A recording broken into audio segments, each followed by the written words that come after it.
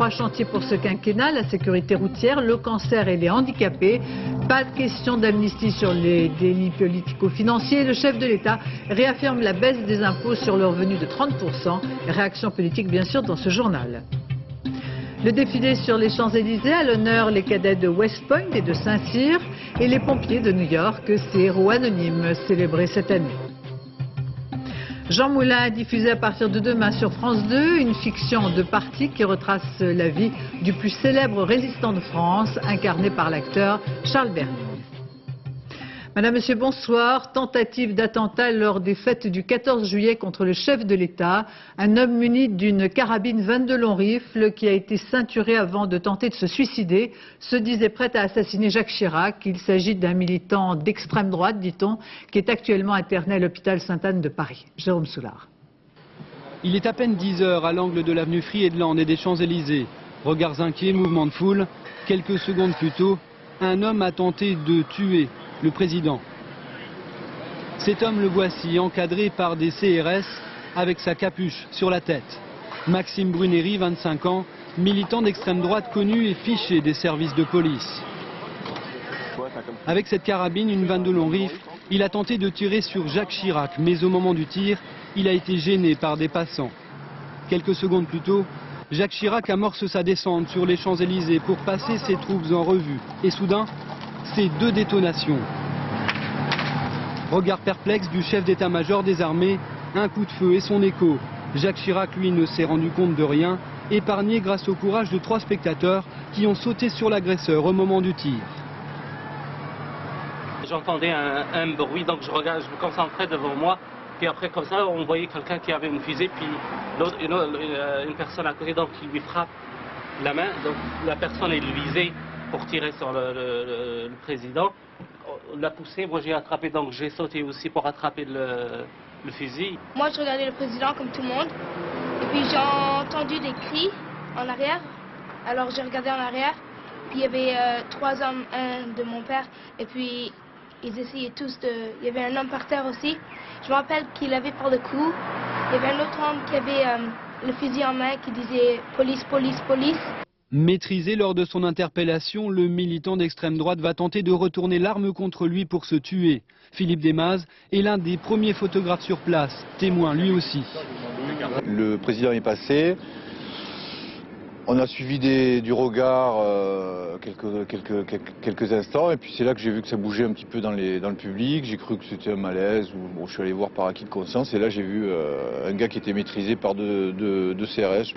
En fin de matinée, Maxime Bruneri a été transféré quai des Orfèvres à la police judiciaire. Devant les enquêteurs, il a avoué avoir voulu tuer le président pour changer de régime. Ce défilé du 14 juillet a été placé sous haute surveillance, comme chaque année. En effet, le parcours est particulièrement suivi par les forces de l'ordre. Stéphane Bretner, Marie-Pierre Cassignard. Chaque année, c'est un véritable défi. Assurer la sécurité du président sur un parcours de plusieurs kilomètres à découvert, au milieu d'une foule de 100 000 personnes. Pour relever ce défi et coordonner le dispositif, ce bus de la préfecture de police. Ici, on commande les forces de l'ordre à l'intérieur du périmètre de sécurité. Ce matin, ils étaient 2500 policiers et gendarmes, dont les renseignements généraux en civil et des unités d'élite du RAID et du GIGN postées sur les toits. Dans le ciel, 2 chasseurs et un avion radar surveillent. Au sol, interdiction de prendre de l'altitude. Descendre l'enfant de l'arbre. Pourquoi? Parce que je vous le demande gentiment. Sinon on coupe l'arbre. Sur les Champs-Élysées, les spectateurs sont tenus à l'écart grâce aux barrières. Tous les 15 mètres, un policier veille posté le long de l'avenue. Malgré toutes ces précautions, Jacques Chirac reste dans la ligne de mire d'un tireur isolé. L'endroit le plus sûr reste la tribune présidentielle. Les gardes du corps sont cette fois-ci en contact direct avec le chef de l'État. Essayons maintenant d'en savoir davantage sur cet homme de 25 ans, apparemment un homme sans histoire, selon ses voisins.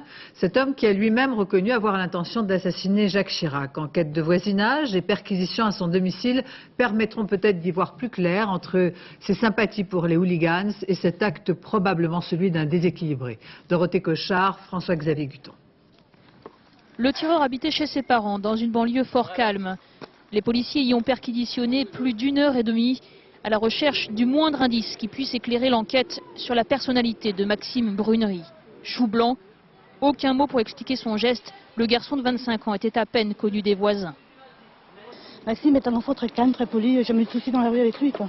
C'était quelqu'un de calme, donc je pensais pas qu'il n'y a jamais eu d'incident ici avec lui. Enfin, donc c'est pour ça. Sinon, si ça avait été encore quelqu'un de très violent et tout ça, mais pas du tout. C'est difficile parce qu'il était quand même assez réservé et renfermé, quoi. Enfin, renfermé par rapport aux autres, hein. Dans sa famille, au milieu de sa famille, je sais pas, mais c'est un gamin qui partageait pas forcément les événements qu'il pouvait y avoir à l'extérieur, au sens où des fois ça nous arrive de faire des petits pots entre voisins ou autres, bon, il n'est pas forcément. Mais par contre, moi j'ai déjà remarqué qu'il a déjà fait des fêtes avec ses camarades, avec des copains dans son jardin, choses comme ça, ce qui prouvait qu'il n'était pas associable, quoi. Selon nos informations, Maxime Brunery travaille aussi comme chauffeur pour personnalité. Il est amateur de football, il est abonné au PSG, il est aussi étudiant, membre du GUD, un mouvement d'extrême droite. Et s'il est bien mal connu de ses voisins, il est en revanche connu par la police depuis 5 ans pour avoir participé à des manifestations de mouvements néo-nazis. Et en direct de la place Beauvau devant le ministère de l'Intérieur, nous vous retrouvons Dominique Verdaillan. Quelles sont les dernières informations dont vous disposez sur cette tentative d'attentat ? Eh bien écoutez, Béatrice, les dernières informations sont données par Nicolas Sarkozy lui-même qui vient il y a quelques minutes de tenir une conférence de presse pour révéler entre autres qu'il y avait 5 cartouches dans le chargeur de Maxime Brunery. Nicolas Sarkozy a également confirmé que l'homme était connu pour appartenir donc à une mouvance néo-nazie, aux hooligans. En revanche, il n'est pas connu pour appartenir au fichier psychiatrique de la préfecture de police. Alors vous l'avez dit, Maxime Brunery n'est plus ce soir aux mains des policiers, mais des experts psychiatres, car après avoir revendiqué, assumé son geste en début de matinée lors de la garde à vue, eh bien l'homme de 25 ans a tenu plutôt des propos décousus. Et les policiers de la brigade criminelle du quai des Orfèvres ont préféré interrompre donc la garde à vue au bout d'une demi-heure. Le jeune homme a été transféré alors dans un service psychiatrique de l'hôpital Sainte-Anne à Paris. Ce comportement ainsi que la tentative de suicide qu'il a essayé de réaliser sur les Champs-Élysées ont rappelé des mauvais souvenirs au palais de justice de Paris. J'allais dire qu'on a tenu compte un peu des enseignements de l'affaire Richard Dune, le tueur de Nanterre. Donc l'homme étant, j'allais dire, en observation psychiatrique jusqu'à demain matin, ou bien les psychiatres considéreront à ce moment-là que son état est compatible avec la garde à vue et à ce moment-là le déroulement de la justice reprendra pour probablement une mise en examen et peut-être une incarcération. Sinon, eh bien, ça sera l'autre possibilité, à savoir un internement en milieu psychiatrique. Merci Dominique Verdaillan. Venons-en maintenant à l'interview du 14 juillet, une heure d'entretien au cours duquel Jacques Chirac est revenu d'abord sur ses priorités. Le président de la République compte répondre à l'inquiétude des Français et à leurs espoirs par une nouvelle impulsion. Nous l'écoutons. Le temps pour moi n'est pas à la satisfaction particulièrement. Il est à la responsabilité et il est à l'action. Les Français se sont exprimés, chacun a pu les entendre, je les ai entendus. Et je veux maintenant agir avec détermination et je dirais avec enthousiasme. Ils ont exprimé leurs inquiétudes, leurs espoirs. Il faut donner une nouvelle impulsion à la France et répondre aux Français.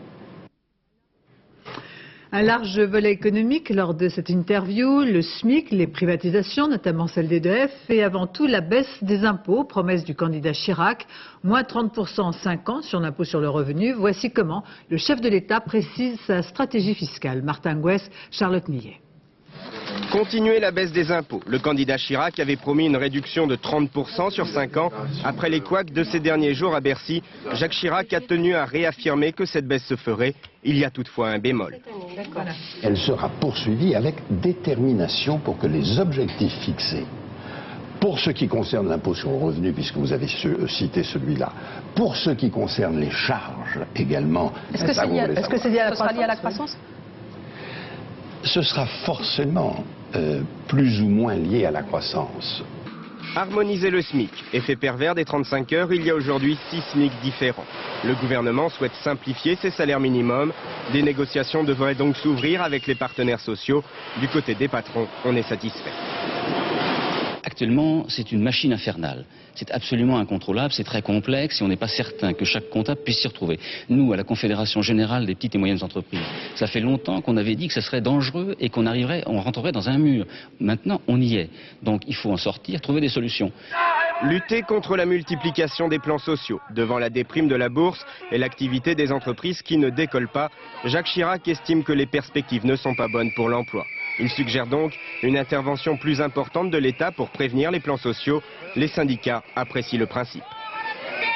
Il faut effectivement créer un dialogue qui nous permette de prévenir en quelque sorte les choses. L'État ne peut pas rester à l'extérieur. Et je pense que c'est bien. Le problème est de savoir comment on va le concrétiser.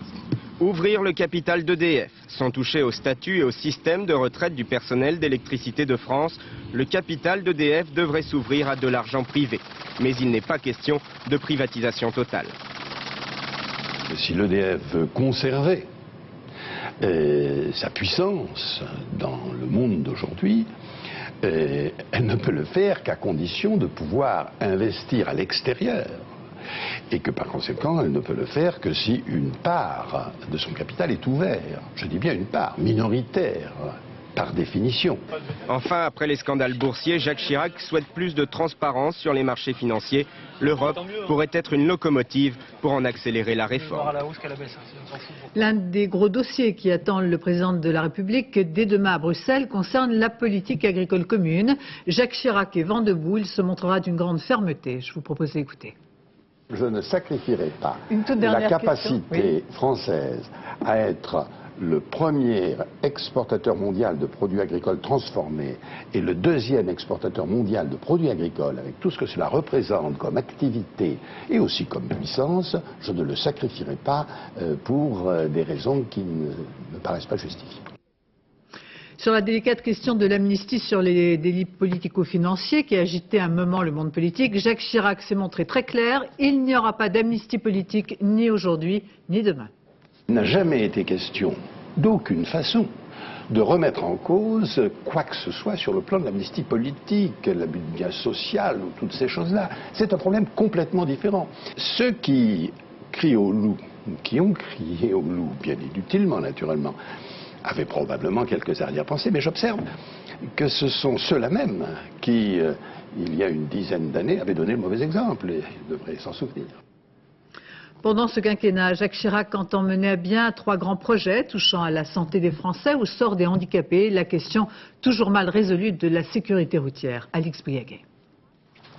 Jacques Chirac était attendu, sur l'insécurité notamment, un thème qui avait dominé sa campagne électorale. Moins prévisible, 3 nouveaux chantiers très France d'en bas que le chef de l'État a souhaité ajouter. Le premier, c'est la lutte contre l'insécurité routière. Je suis absolument horrifié par le fait que les routes françaises sont les plus dangereuses d'Europe. Deuxième préoccupation, la lutte contre le cancer. Et le cancer, c'est un véritable drame national qui exige un effort considérable, un effort de recherche, un effort de prévention et de dépistage, un effort de traitement. Enfin, dernier chantier, l'aide aux handicapés. Ce sont les handicapés qui, en France, n'ont pas encore trouvé leur place convenablement, de façon digne. 3 engagements qui entendent confirmer un style, celui de la proximité avec les Français. C'est ce style que Jacques Chirac souhaite insuffler au gouvernement. Parmi les informations à retenir de cet entretien, celle qui concerne le droit d'asile et donc plus largement la question de l'immigration clandestine. Jacques Chirac souhaite une véritable réforme du droit d'asile dont les modalités ne devront pas dépasser un délai de quelques semaines. Il faut en France réformer immédiatement le droit d'asile. Le droit d'asile est une absurdité en France. Il correspond à quelque chose d'essentiel qui est totalement dans notre culture et dans notre histoire. Mais aujourd'hui, quand quelqu'un demande le droit d'asile, la décision demande 18 mois. Au bout de 18 mois, c'est absurde et ça ne sert à rien. Aujourd'hui, il faut mettre en œuvre les moyens permettant de répondre au droit d'asile dans un temps très bref. Et un temps très bref, pour moi, c'est un temps inférieur à 1 mois.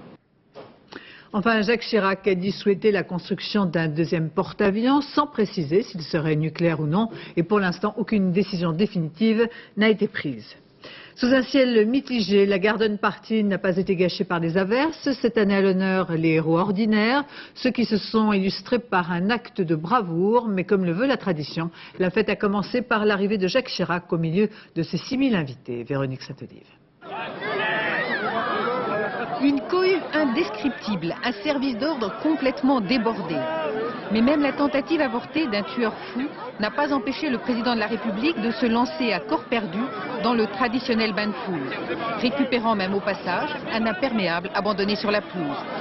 Et seul le ministre des Libertés locales a commenté l'événement. Là, c'est en particulier la population qui a évité que ce criminel puisse arriver à ses fins. Justement, cette année, ce sont les tenants de la Légion d'honneur et de la médaille de la bravoure qui sont invités. Mais l'immense majorité d'entre eux ne sait pas ce qui s'est passé, alors on boit et on mange. Et pour les nouveaux ministres, un brin lyrique, cette Garden Party a comme un goût de victoire. C'est la concrétisation de 6 mois d'une aventure humaine, politique et historique hors du commun. C'est le 14 juillet de la victoire de Jacques Chirac et de la victoire de sa majorité. Et on voit de tout sur la pelouse. Les vedettes qui distribuent des autographes, le ministre des Affaires étrangères qui confirme qu'il parle anglais. Et même des petits apartés entre amis. Alors, vous n'avez pas le plus facile, vous, dites-moi. Si, mais je compte sur vous pour pouvoir venir. C'était un 14 juillet à l'Élysée, sans cohabitation pour la première fois depuis 5 ans. Bref, un événement 100% chiracien. Passons maintenant aux réactions politiques. Sans surprise, la satisfaction du parti de la majorité présidentielle, tout comme celle de François Bayrou. Quant à l'opposition, par la voix de François Hollande, elle n'épargne pas ses critiques sur la politique économique qu'entend mener le chef de l'État. Et du côté du Front National, on marque clairement ses distances. Alexandre Cara. Jacques Chirac a en fait défini une nouvelle politique économique qui ressemble étrangement à celle que pratiquait déjà Jacques Chirac quand il était Premier ministre en 1986 et surtout Alain Juppé en 1995. Il s'agit toujours des mêmes priorités, la baisse des impôts pour les plus favorisés, la réduction des charges pour les entreprises sans contrepartie, et puis le souci de privatiser et le souci de lever toutes les contraintes supposées peser sur les entreprises en matière de protection notamment des salariés. Je crois qu'il nous a fait une interview assez consensuelle, mais la réalité des mesures prises par son gouvernement filtre à travers ses réponses, à la fois sur la privatisation d'EDF et de GDF, c'est-à-dire la remise en cause réellement du droit à chaque citoyen d'avoir l'électricité et le gaz, comme il l'entend, et puis des propos inquiétants sur le droit d'asile, et puis nous n'avons pas beaucoup entendu de réponses sur le chômage, sur la question du pouvoir d'achat, sur toutes les grandes revendications sociales qui sont insatisfaites aujourd'hui. Il a parlé à plusieurs reprises d'une façon lancinante du mot respect, comme si c'était le nouveau sésame des loges maçonniques. Il n'y a qu'un respect qu'il n'a pas, c'est celui qui est dû aux dizaines de millions de Français qui n'ont pas voté pour lui. Et tout à fait particulièrement à ceux que j'ai l'honneur de représenter, il semble que ceux-là n'aient pas droit au respect du président de la République.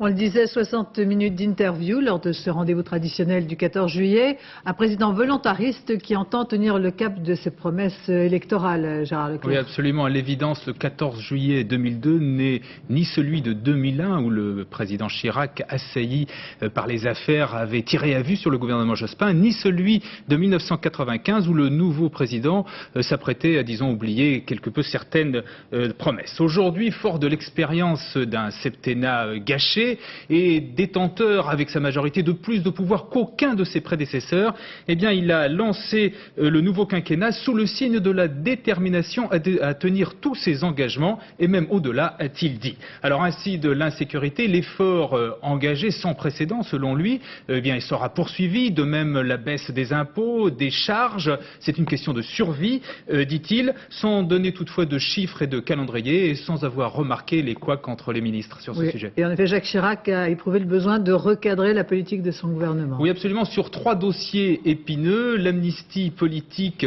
et la réforme de l'abus de biens sociaux sont clairement écartés. Les plans sociaux, eh bien, Jacques Chirac souhaite une structure d'intervention malgré les réserves du ministre Francis Maire. Enfin, EDF, l'ouverture de capital sera faite, mais avec le maintien du statut et des retraites des salariés. Alors au total, certains regretteront le peu d'annonces faites ou bien que l'Europe ou la décentralisation ait été un peu oubliée, mais l'essentiel était ailleurs, afficher la détermination d'un président qui dirige, qui agit pour donner une nouvelle impulsion à la France, selon l'expression qu'il a utilisée. Merci Gérard Leclerc. Et je vous propose tout de suite d'écouter la déclaration de Nicolas Sarkozy qui nous parvient à l'instant. Il revient bien sûr sur cette tentative d'attentat contre le chef de l'État qui a eu lieu au début du défilé du 14 juillet. Nous l'écoutons. Cette personne était défavorablement connue des fonctionnaires de police pour son appartenance au mouvement hooliganisme, à l'extrême droite et à des mouvements néo-nazis. À notre connaissance, il n'appartient pas au fichier des internés psychiatriques de la préfecture de police. Retour à la fête, il y avait la foule des grands jours pour le défilé militaire du 14 juillet. En vedette, les cadets de l'Institut militaire américain de West Point et ceux de Saint-Cyr qui célébraient le bicentenaire de leur académie. 1h30 de défilé avec bien sûr la patrouille de France. Thierry Curtet. Le panache tricolore de la patrouille de France flotte dans le ciel de Paris. C'est le signal de départ du défilé militaire. Au sol, les invités d'honneur, 163 cadets américains de l'Académie militaire de West Point, ouvrent la marche. L'Institut fête son bicentenaire, tout comme son équivalent français, l'école spéciale de Saint-Cyr. Le centre de Coët-Quidan forme la future élite de l'armée de terre. Le ciel épargne les spectateurs, du coup on se bouscule sur les trottoirs des Champs-Élysées. Et puisque la météo est de la partie, la totalité des aéronefs peut se montrer. Au cœur du défilé, les Rafales, super-étendards et avions radars Hawkeyes du porte-avions Charles de Gaulle. Ils viennent de terminer leur mission au-dessus de l'Afghanistan. Un ballet difficile à régler, car chaque groupe d'appareils vole à une vitesse différente. 4000 militaires et civils vont descendre en 1 heure les Champs-Élysées. Cette année, pas de chars lourds, ce qui ne semble pas gêner les spectateurs. À condition de voir. Tout est une question d'organisation. En tête des écoles françaises, Polytechnique, même si elle n'a plus le statut militaire, elle continue sa collaboration étroite avec le monde de la défense. L'éventail devant la tribune présidentielle.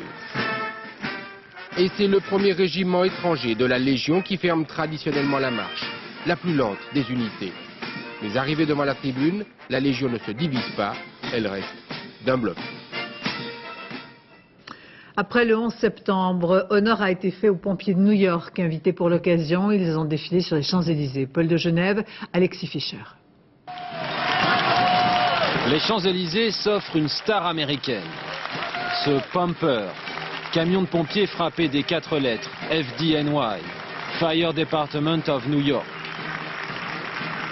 Le 11 septembre, 343 pompiers ont péri et une quarantaine de ces camions ont été détruits. Alors pour ces familles de pompiers new-yorkais, invités au défilé, ce moment est unique. C'est un honneur de participer à une telle cérémonie. C'est mon petit copain dans le camion. Je ne l'ai pas vu. Et lui non plus n'a pas pu nous voir. J'espérais qu'il nous trouve. Je suis très fière, très honorée. Arrivé à Paris au début de la semaine, ce camion ne devait pas défiler. Mais 10 mois après les attentats du World Trade Center, le président de la République a insisté pour faire ce geste. Et pour ces familles, leur camion n'était pas la seule surprise. Les cadets de West Point ont été particulièrement applaudis.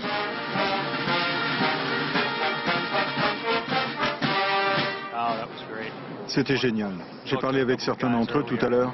C'est un honneur pour eux de défiler. Cadets et pompiers se sont retrouvés dans les jardins de l'Elysée pour la traditionnelle garden party. Et là encore, les vedettes étaient américaines.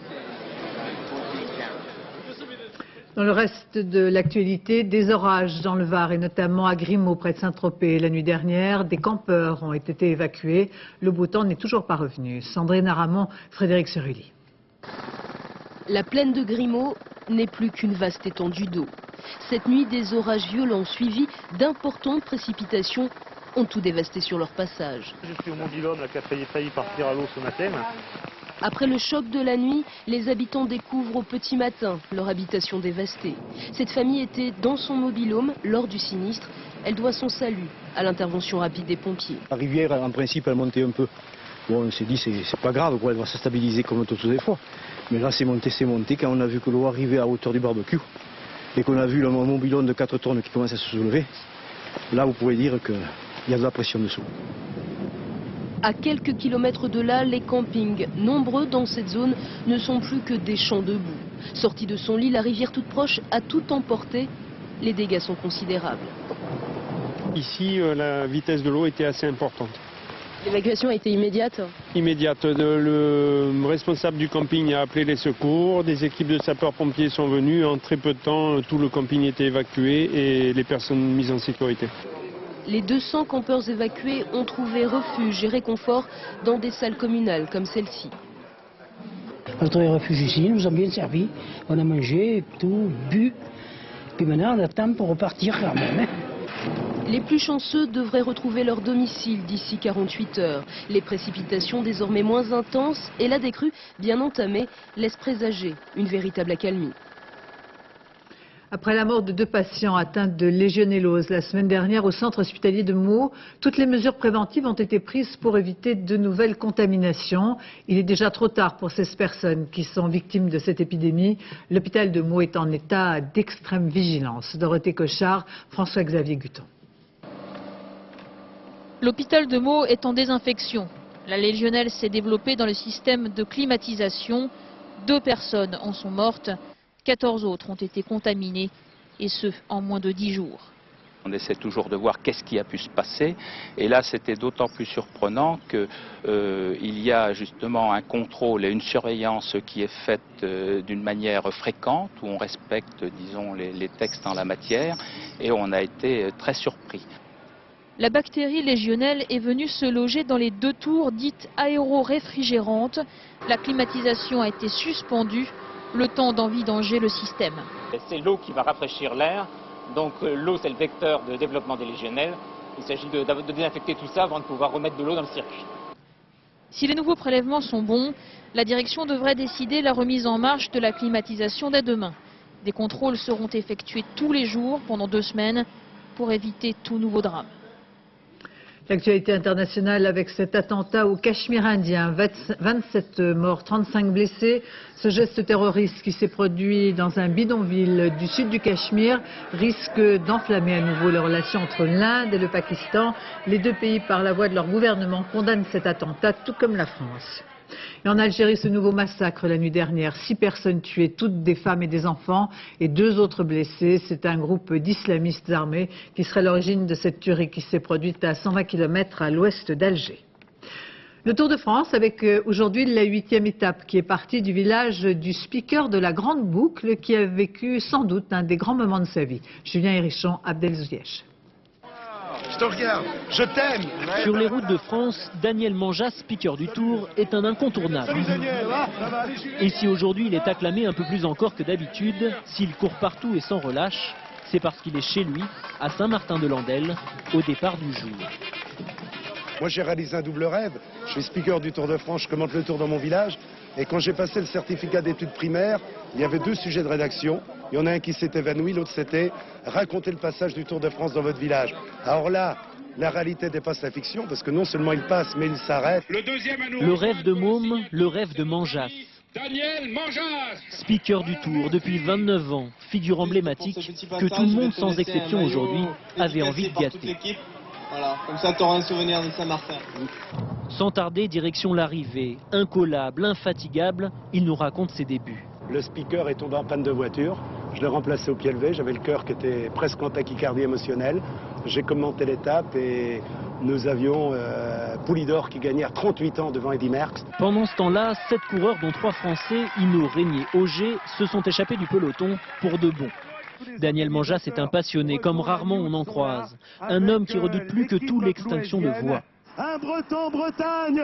En ce 14 juillet, on aurait bien aimé une victoire française. Mais en sport, l'envie n'est pas le résultat, il faut être le plus rapide. C'est le cas de Karsten Kroon, le néerlandais. Igor Gonzalez de Galdeano est toujours en jaune et la journée de Daniel Manjas est terminée. C'est silence radio à partir de maintenant, absolument. Après 5 mois en mer, le Belém, superbe 3-mâts, termine son odyssée à Saint-Nazaire, une aventure maritime et humaine. Olivier Sioux, l'arbitre Benchia.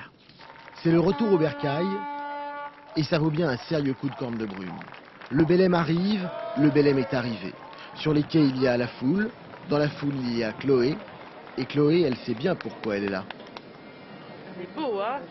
On va aller attendre. Tu vas aller attendre papy, voilà. Et on va chanter? C'est son grand-père qui est sur le bateau? Oui, c'est son grand-père, oui. Et là, on l'attend depuis 10 jours maintenant. Donc on est content de le voir arriver. Il commence à lui manquer un petit peu. 10 jours pour papy, 5 mois de voyage pour le Belém. Un siècle après, l'ancien navire marchand a retrouvé sa route d'antan lorsqu'il faisait la traversée entre Nantes et Belém, justement la ville du Brésil qui lui a donné son nom. Aujourd'hui, le légendaire 3-mâts ne transporte plus de fèves de cacao, juste les stagiaires, passionnés de voile triés sur le volet et au retour, toujours enthousiastes. C'est pas la première fois que je fais des croisières, mais c'est la première fois que j'en fais sur le Belém. Superbe. Vous dites une croisière parce que pour vous c'était une vraie partie de plaisir. Ah ouais, plus que ça, plus que ça. Non, c'était un 3-mâts, c'est pas un bateau à voile ordinaire. Et ce n'est pas Jean-François Legnaud qui dira le contraire. Pendant 10 jours, depuis les Açores jusqu'à Saint-Nazaire, le marin académicien a barré le Belém. Et soudain, le vieux loup de mer s'est senti redevenir simple moussaillon. C'est une école. J'ai 50 ans de navigation et j'ai appris. J'ai appris parce que c'est un grand 3-mâts barque de commerce qui est un peu plus que centenaire et qui est un bon bateau.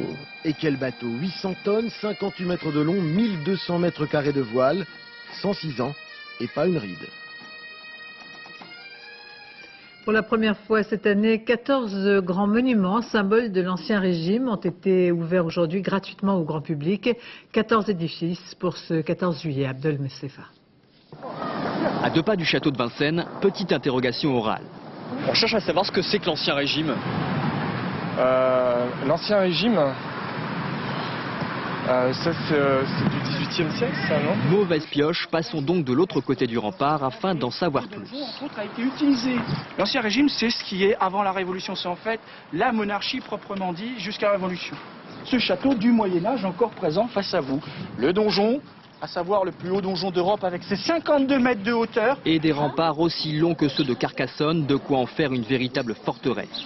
Avec Louis XIV, cette résidence royale se fait voler la vedette par le château de Versailles.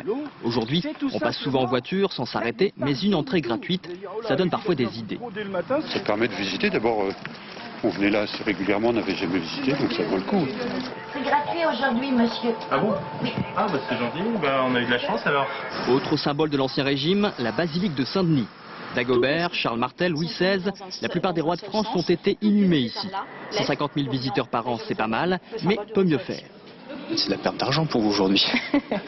On ne le voit pas comme ça, c'est aussi un moyen de parler de la basilique de Saint-Denis et je trouve que c'est au contraire important qu'il y ait un rappel de l'importance de cette abbaye, de ce qu'on peut y voir, de ce que le public peut y découvrir et je trouve qu'au contraire c'est bien. Prochaine visite gratuite avec les Journées du patrimoine le 21 septembre prochain. Ce soir, le feu d'artifice du 14 juillet sera tiré des jardins du Trocadéro avec un hommage tout particulier à Victor Hugo. Ce spectacle lui est dédié autour de textes et de discours de l'écrivain français. Laurence Decherf et Antoine Dequitte ont assisté aux derniers préparatifs.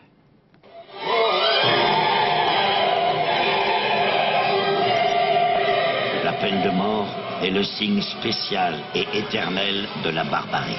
La peine de mort, la misère ou encore la liberté, Victor Hugo avait vu juste. Ce soir, il est encore en haut de l'affiche. Entre les 5 ballons transformés en écran de cinéma, les jeux de lumière et le feu d'artifice, difficile de tout synchroniser sans filet. Bon, on ne peut pas faire de répétition, malheureusement, à cause de la pyrotechnie, qui coûte extrêmement cher.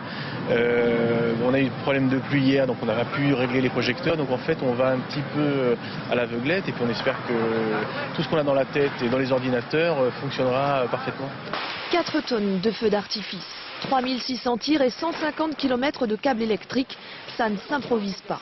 Sur ordinateur, le maître artificier a écrit son ballet pyrotechnique en musique et sur les impulsions des textes de l'écrivain. Créer une courbe dans l'espace, c'est-à-dire qu'on arrive à créer une perspective qui va se tordre pour arriver à la partie haute du terrain. Quand cette perspective arrive en haut du terrain, les bennes explosent et tout ça monte à 200 mètres de haut. Un feu d'artifice qui s'annonce d'une grande envergure à la hauteur des textes visionnaires de notre Victor Hugo national. Je serai le verbe du peuple. Et le traditionnel bal du 14 juillet à Paris, celui des pompiers qui ont ouvert hier soir leur caserne pour une soirée qui s'est terminée à l'aube. Les francophonistes de La Rochelle, avec hier soir en concert ces musiciens zaïrois installés à Paris. L'Okwakanza mélange la culture africaine et européenne. Christophe Hérault, Christophe Vignal.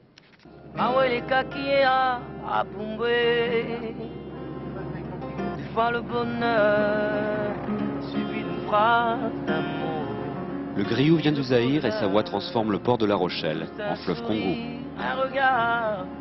Et s'il fredonne le bonheur en français, c'est qu'il y a 30 ans, le gosse de Kinshasa, l'oreille collée au transistor, se berçait à coups de chansons françaises. Quand j'étais môme, j'écoutais du Journal Hallyday, Edith Piaf, j'écoutais du Claude François, beaucoup d'artistes au fait au Congo, à Kinshasa où j'ai grandi, on écoutait beaucoup. Moi je me rappelle encore en train de faire le coup, ça fait mal, tout ça, je me rappelle de ça encore.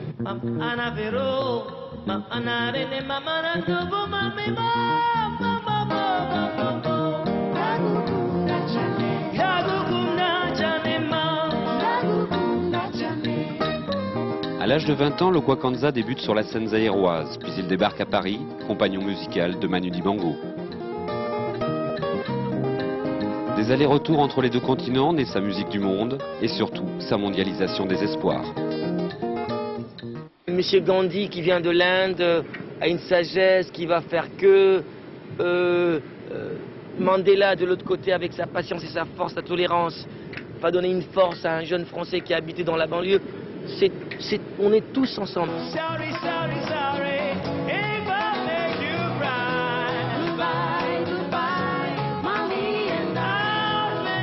Le Kwakanza continue sa balade, il se veut envers et contre tout le voyageur céleste d'une terre pas trop mal en point. Un événement sur France 2 avec à partir de demain soir la diffusion d'une grande fiction sur la vie de Jean Moulin. C'est Charles Berling qui interprète le rôle du plus célèbre résistant français. Marie-Hélène Bonneau, Bernard Pucessot. Chartres, juin 1940, dans la débâcle générale, Jean Moulin, préfet de Réloir, va rester à son poste et tenir tête à l'occupant. 5 mois plus tard, il est renvoyé par l'administration de Pétain. C'est comme ça que vous comptez passer le temps de la guerre? À peindre, à faire du vélo? Ce n'est qu'en janvier 1942 qu'il deviendra le grand résistant français. 50 jours de tournage, une pléiade d'acteurs pour évoquer pour la première fois Jean Moulin dans une fiction. C'est très intéressant de voir que des hommes comme lui, par leur conviction, leur sens de la France, de la politique et de la République, arrivent tout de suite à tenir le coup et à essayer d'organiser les choses. Je ne veux pas que vous risquiez votre vie pour moi. Vous avez la vie devant vous. Et pas vous? Moi, c'est beaucoup moins sûr. Certains personnages ont été inventés, mais ils permettent de démontrer que la résistance n'était pas un mouvement consensuel ni apolitique. Il faut préparer le débarquement. Et avant, que fait-on des maquis, les réfractaires du STO? On leur demande de rester bien sages en attendant le jour J. Je ne peux pas financer tout le monde. Vous êtes hypocrite. Vous avez surtout peur que le maquis devienne plus puissant que l'armée secrète et qu'il échappe à votre contrôle.